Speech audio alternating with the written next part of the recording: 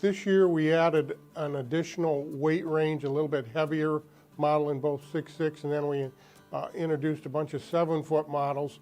Heavier weight range primarily just to work a little bit heavier bait in the slow jig presentation. And the added length, longer lever moves the bait just a little bit further. We had some requests for slightly longer rods, so we added the 7-footers in the same models that we had in the 6.6, plus the added heavier one in both 6.6 and 7-foot. Should be really popular. They've been out for a year or so, the 6.6 version. We came out with the new heavy in the 6.6, and we had a lot of requests for something longer.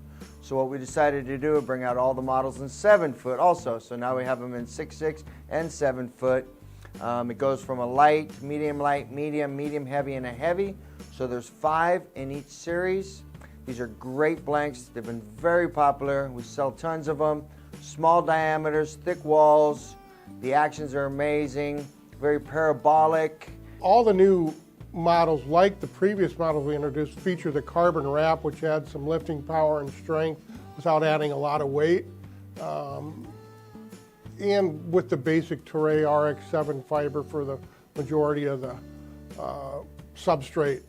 All the slow jig models are thicker walled, smaller in diameter, so they're very, very durable, but a little more parabolic, and that's to present the bait properly. The 7-foot gives you a little more length over the 6.6. Maybe it'll help the action of the lure a little more. Great for fishing. I mean, for hooking fish, they're great. Fighting fish, not so much, but where the pressure is bad for the fishing, and gives a lot of action to the lure itself. Slow jigging is really coming on. It's a great finesse presentation for pressured fish.